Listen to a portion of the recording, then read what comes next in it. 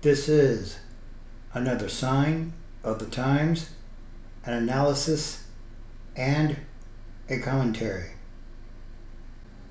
It's also about what kind of world are we leaving to the future generations, and that should be a very important question to ask.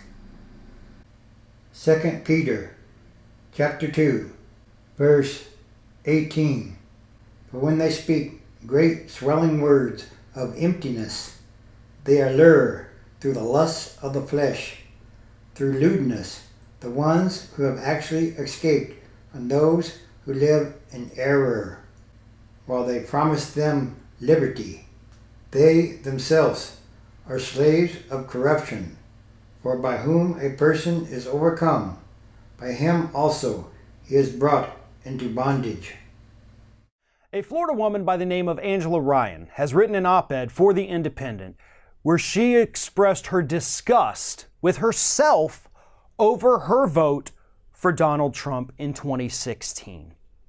Now, Ms. Ryan had stated the fact that the reason she ended up, deciding, I guess Trump's my guy, is because she was shocked, absolutely shocked, about the fact that James Comey came out just a few days before the election and said, hey, we're reopening this FBI investigation into Hillary Clinton and her emails, which isn't exactly what they did. They were looking at other people. They weren't looking at Hillary Clinton, but Comey phrased it in a way that would suggest that Hillary Clinton was still under investigation. And Angela Ryan, in her op-ed, admits she thought, I can't vote for somebody who was under investigation by the FBI. That's ridiculous. Of course I'm going to vote for Donald Trump. I am a Republican after all. I had hoped, she said in her op-ed, that other Republicans were going to come in and, kind of make him not be crazy, because she said she was disgusted with some of the things he did on the campaign trail and the sideshow he had created within the Republican Party. But screw it, she voted for him anyway. And now she regrets it, as many Trump voters do. Not even most, but many. There's plenty. We've seen them. Joe Walsh is out there every day. Anthony Scaramucci's out there every day. Oops, they all made mistakes. And they're admitting it. And that's good, right? That's nice. It's really good for personal growth that these people admit that, I made a mistake, I understand that, and I am sorry that I did it. But then the op-ed kind of goes into territory that makes you really think, really? Here's a couple lines. There are no guardrails. There are no checks and balances. Legal subpoenas, Trump says ignore them. Or makes up some bogus immunity claim. Trump and Barr spit in the face of our legal system as our elected leaders. Democrats and Republicans alike refuse to hold this administration accountable. I'd taken for granted an America that was the world's leading democracy, a believer in human rights, and a nation that valued the melting pot that made us the envy of all. Never in my wildest dreams could I have imagined a presidency like this one. Really? Now that I find hard to believe. Never in my wildest dreams could I have imagined this. Were you not paying attention on the campaign trail? Were you only watching conservative media? Because all of the rest of us outside of conservative media warned that these things would happen, that it was going to be a complete, as she says in her own article, shit show. And that's actually the word she used to describe it. And she's shocked that it has become that.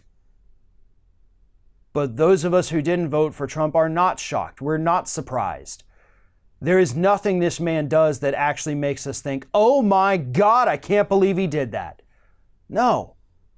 The attacking the city of Baltimore, locking kids in cages, drawing on a hurricane map so he doesn't have to admit he's wrong. Those are crazy things. Those are inhumane things. Those are disgusting things. Those are illegal things, some of them. But none of it's shocking. This is right on par with what we expected from the president, who had already been credibly accused of sexual assault or harassment by nearly 24 women, by who was caught on tape saying he likes to grab women by the genitals.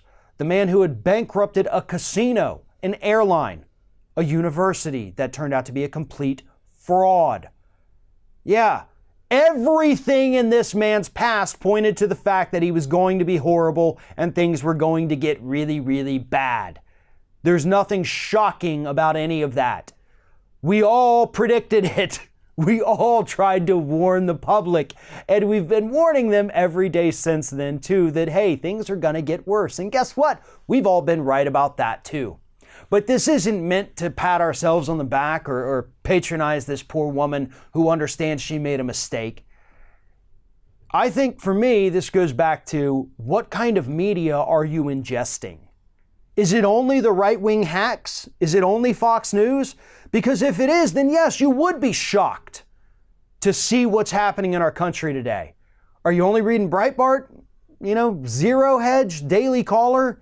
Then yeah, it would probably shock you to step out into the real world and see what's actually happening. And that's my advice for people. Broaden the horizons, right? You might be shocked to learn that things outside your bubble aren't quite as good as they seem. Again, and what kind of world are we leaving to the future generations? And that should be a very important question to ask. 2 Peter chapter 2, verse 12. But these, like natural brute beasts, made to be caught and destroyed, speak evil of the things they do not understand, and will utterly perish in their own corruption, and will receive the wages of unrighteousness, as those who count it pleasure to carouse in the daytime. They are spots and blemishes, carousing in their own deceptions while they feast with you, having eyes full of adultery, and that cannot cease from sin, enticing unstable souls. They have a heart trained in covetous practices, and are accursed children. They have forsaken the right way and gone astray, following the way of Balaam, the son of Beor, who loved the wages of unrighteousness. But he was rebuked for his iniquity. A dumb donkey, speaking with a man's voice, restrained the madness of the prophet. These are wells without water, clouds carried by a tempest, for whom is reserved the blackness of darkness forever. For when they speak great swelling words of emptiness, they allure to the lusts of the flesh, through lewdness, the ones who have actually escaped from those who live in error. While they promise them liberty, they themselves are slaves of corruption, for by whom a person is overcome, for him also he is brought into bondage.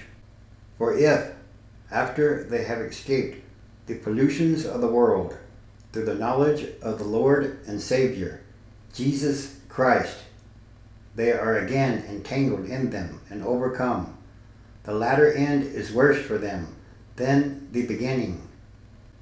For it would have been better for them not to have known the way of righteousness, than having known it, to turn from the holy commandment delivered to them.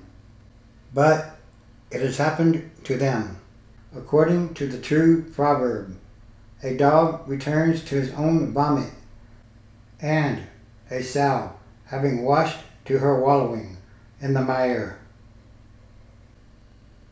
Yes, it's time for prophecy to be fulfilled. And all these are more signs